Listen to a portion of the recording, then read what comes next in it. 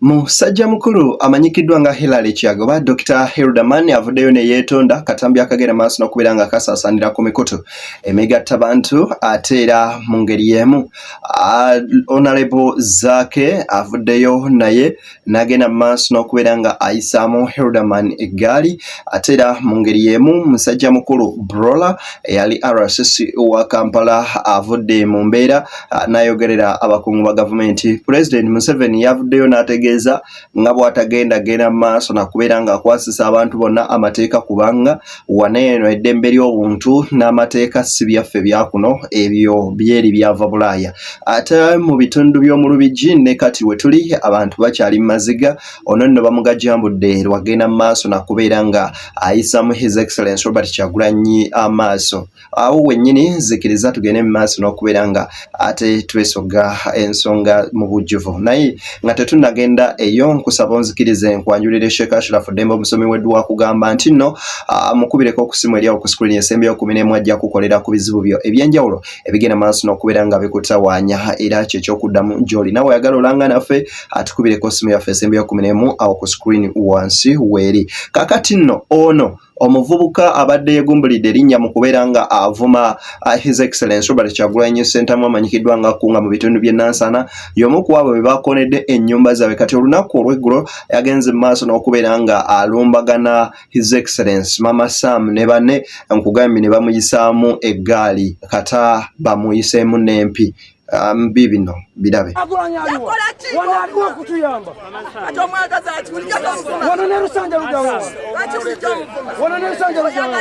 tebagala nsonga nabona bakozi mwena mukyali bakozi twabakowakoda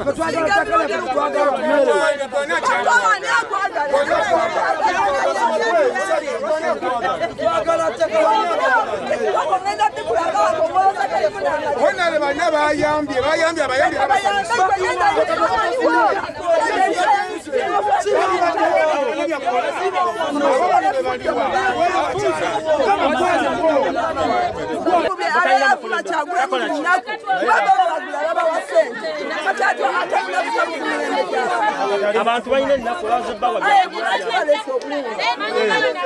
genda ogambe Museveni wa buleete asimye abasimye basibye ona wakayima bawadde abawadde bakamenye ne Alian Sikini abafuma Kyagulanyi namuwani nga dda ku TikTok olasewese nga president waffe kamulina kyamukoze abeera kuli gwenja kulaga gundi zoziraberayo amufuma oyo ngoloza muntu alimu nagende bamuzimbire ennyumba kati honale bayamba abantu ate ayasama kuba yalina bye yeenoonyezanga ngendi bagamba kitisaawona ebyo nno nga bikyali awo nkugambye abantu mu Lubigi bagenda mu maaso n'okubeera nga bakaaba amaziga n'enkya y'olwaleero bakedde genda mu maaso n'okubeera nga bamenya amayumba g'abantu ate nga babalanga okubeera nti bazimba mu lutobazi ng'olutobazi olwo nema tebakkiriza oba tebawadde lukusa kyokka kino eno kibajja enviiri ku mutwe ng'essundiro ly'amafuta erya Starbex lisigaddewo nga likyakola ate abamu ku bakungu okuva mu nema bategeeza nti essundiro eryo lyafuna olukusa naffe ne twebuuza nti ate lyo teryazimba mu lutobazi mwanatu nze naawe naye nga jjo emiranga ate gikyagendera ddala mu bitundu byeyo. Buli kimu kirese amasanyu galese buli kimu ebizigo mbivuddeko zimbira abaana bange abaana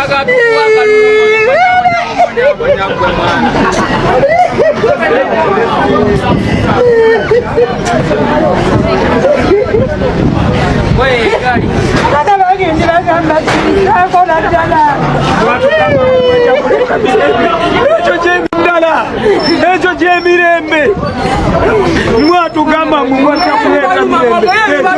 kiba kiri luddawa mumwalwanirira mwiye n'emisayi gy'abantu ng'ate kati mutta abantu n'amayumba nago mugatudde bagenda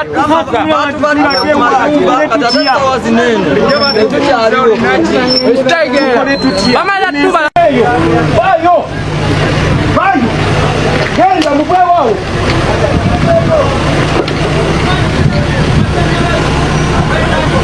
abantu baveeyo abandi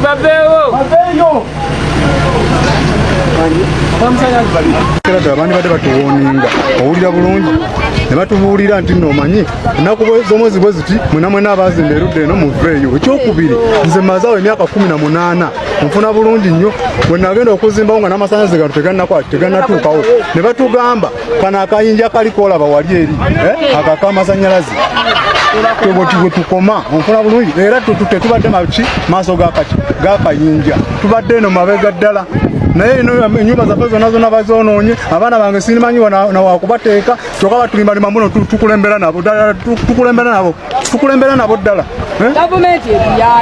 tukulembera nabo ddala tuli kimu kya bulumi nnyo era kya buswavu nnyo omuntu okuba nga nze ne bataŋŋamba nakuwadde okuntegeezaako nga basobodde okugamba oli ow'essaba asembayo eri bwe bagambye olunaku lwajjo nti owaaye tujja imagine osi n'ataŋŋamba nako nga tukola nabo emirimu gya security batugamba nti omuntu abuuka zino waya z'amasannyalaze bwe bagenda okukola ki okumenya tuba tugula wano era si zituteerako endagaano emikono bwe tuba tuzimba tawuni kansa ejja neetujjako omusolo Buganda Land Board ejja neetujjako omusolo kati essaawa eno bamenya abantu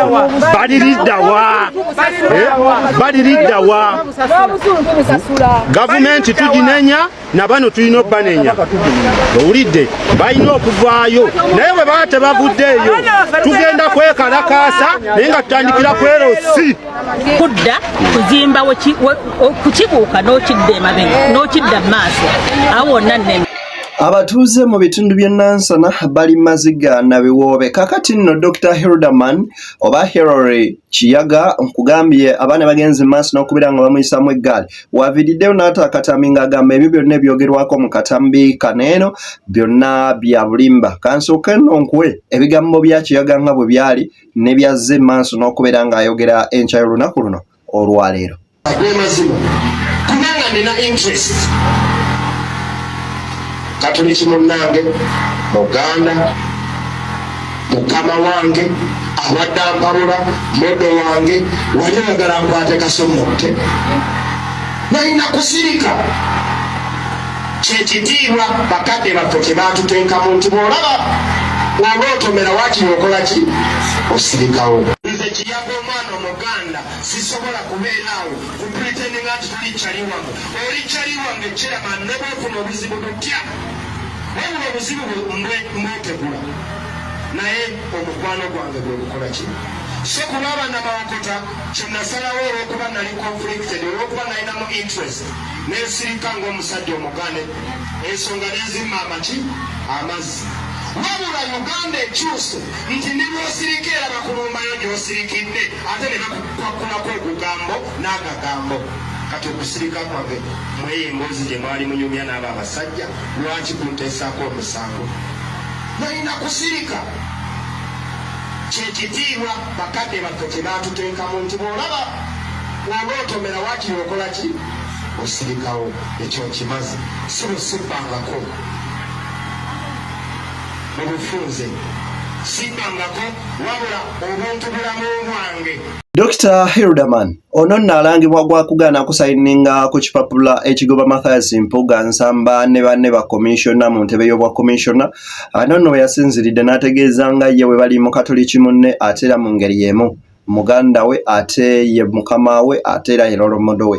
Kino nno tekyasanyudde banno omubaka Zaake Francis Butebe we yaviiriddeyo n'ategeeza nti nno oli bw'omulaba nga ali n'abakozi b'ebikolobero naye tomwewuunya. Gwe kasita olaba omuntu ng'adefendinga omubbi ng'omanya nti evil people will always support each other because that is their chief strength.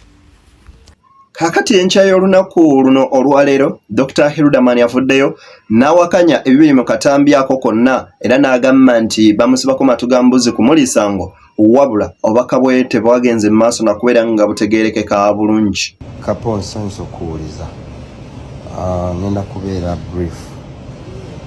Sebo mukama wange video gyombuuza ngirabye naye njagala okutegeeza nti simanyi intention z'oyo omuntu eyajja uploadinze kubanga sika yabadde ayagala kuwa communication gye nakoze ku kyalo Konkoma yali badde uploadinze communication yange naddala ku line eyo kiki ekyabaddewo? I know the most important thing gyoyagala okumanya.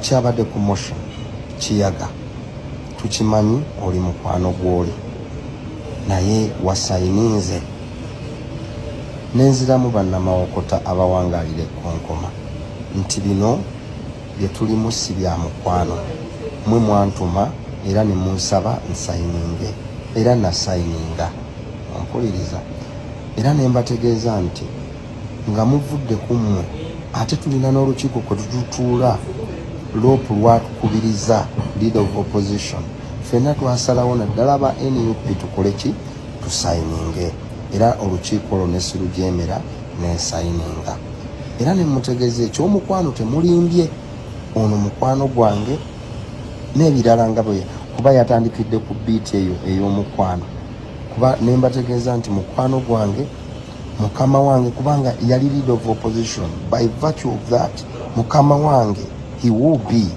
ompuliriza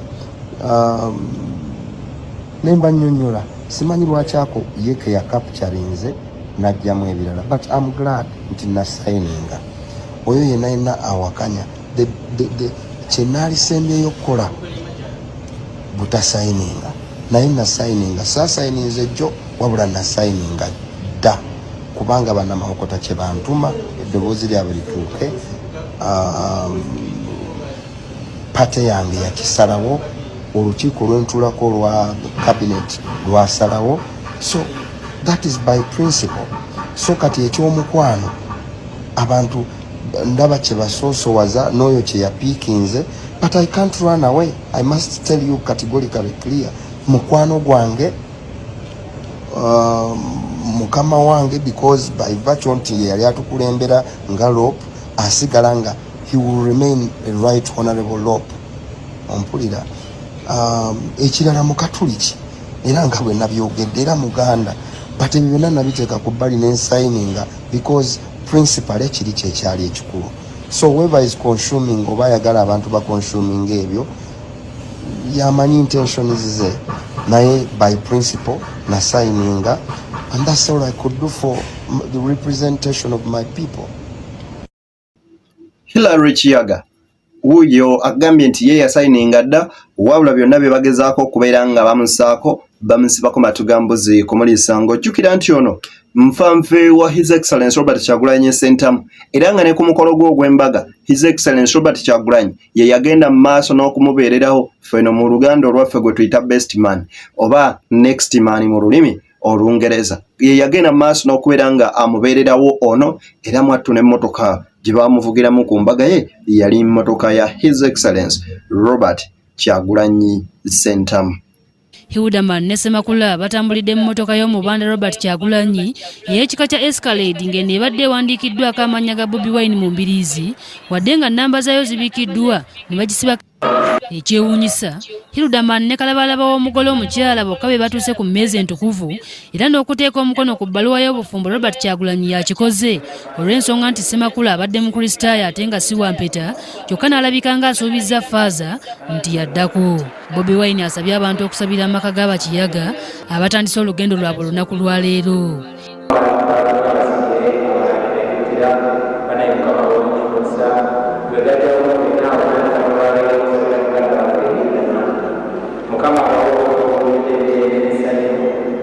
Eyo nno ye His Excellence Robert Kyagulanyi Ssentamu ne Dr. Hilderman omukwano gwabwe wajje gubakomya na wajje gwagenda mu maaso n'okubeera nga gutandikira ate mu nsonga ng'ezo. Kakati Anderson Burora avuddeyo n'agenda mu maaso n'obujjukira nti yali RSS wa Kampala agenda mu maaso n'okubeera nga awummuzibwa avuddeyo n'ategeeza nti mwe ba MP abeewunza nga mugamba temujja kusayininga singa mbagwako ku mukolo ogumu nga mweyogeza ebiringa ebyo nja kubeera nga mbayisaamu ensambagere.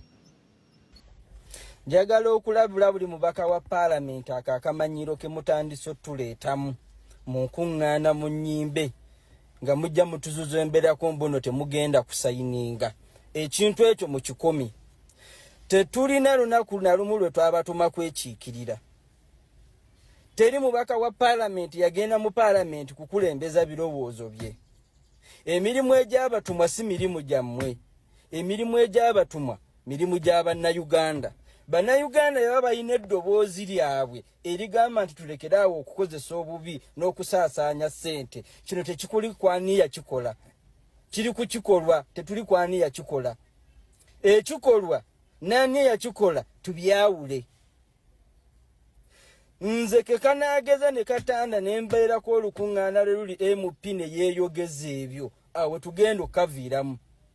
Simanyi nammwe lwaki mmwe ng'abalonzi babavevengerako ne babagamba ebigambo ebyo ne musigala nga muli bakakkamu. Luno lutalo lwe tuliko lutalo lwaffe. Bo tewali yali atulwaniridde. Bajja kulwanirira bifo byabwe. Teri ali ajja kulwanirira nkola ya mirimu gye tuyitamu na mbeera gye tuliyitamu. Luno lutalo lwaffe ng'abalonzi. Nga Munnayuganda wooli tokyalinawo oyenza kkaabira maziga go nga ne bannaddiini bagenda mu maaso n'okubeera nga bagakaabira omuntu anyigiriza nga ayongera kunyigiriza nga n'abanyigirizibwa bongera genda mu maaso n'okubeera nga bakaaba. Eyo nno y'embeera munnansi gy'ogenda mu maaso n'okubeera nga oyitamu. Mukadde akalinga kano kaakati nno musajja mukulu amanyikiddwa nga Papa Samisa Kisemakula avuddeyo nno n'akambuwalira abayimbi abeegumbulidde erinnya mu muze gugenda mu maaso n'okubeera nga bayimba ennyimba eziwemula n'abagamba nti baana bange mubadde mutya simanyanga ensi kati yeewunzise tutambuza mutwe si magulu. Lwaki otuwemula? Oyagadde ddala onoogenda okwanjula ogenze kubuka okunona mukyala obakuba oluyimba nga mukyala we afuluma balukubira nonyumirwa gw'omukono owulira ng'oli comfortable. Lwaki oyita lwa nattoolo ng'ate nawe oli muyimba? Oluyimba lwotayagala maama wawulira oyagala maama waani abaaluwulira. Lwotayagala mwana wayimba oyagala mwana waani aluwulira. You're being selfish. Nti tomanyi gwoyinza okuba oli awo oli mudongodongo nga gwolowooza nti anze ndi muyaaye ebyakuba teri agambayo. Tebabiwulira. Yes, teri agambayo. Naye tawa abaana bo. Omanyi nti baana bo oyinza okuvaamu omuntu ayagala okubeera president. You're right. Ng'ajja kuba ali wali yeesimbyewo bamuteereko nti taata wo yayimba ekiremu. Era leero ly'oli omwana omusajja oli yayimba ekiremu. Kakati omwana wo mulemesa akalulu. Omwana wo kusomera anaabeera atya? Abasomesa banaamulaba batya ng'ategeera buli nsobi gy'anaakola bajja mulireetinga ku byokola. Okitegedde? Omwana we ajja kubulwa emirembe kuba bajja mulireetinga ku byokola ki? Ku taata oba ku maama byakola. Okitegedde? Obutadde obwereere kungulu ebyomundu obutadde kungulu. Kakati omwana wo kusomero gy'asomera, omwana wo mu mikwano gye ddala ddala anaagenda okukyala mu mikwano gye bazadde b'abaana bali ne baba comfortable n'omwana wo. Bakulembeze ekibe tuzimbe enkya abagenda okukulembera eggwanga lino, abagenda okukulembera Obuganda buno, abagenda okukulembera ebitongole byonna. Nsikiriza tukola bigenda mu maaso n'okubeera nga bitambula gwe muganda wange agenda mu maaso n'okubeera nga ongoberera. Mukutu gwa Beyond the Newsroom nkusaba n'obuwombeefu obw'ekika ekya waggulu sooka ogiwe like video, subscribinga, likinga, sharinga wamma ate okomentinge. Nzikiriza nkusiibulire wano nti atakuumira mpeera agende maaso n'okubeera nga bankuumira. Mbeere bulungi banywanyi, tusinkane mu video yaffe eddako. Mbeere bulungi.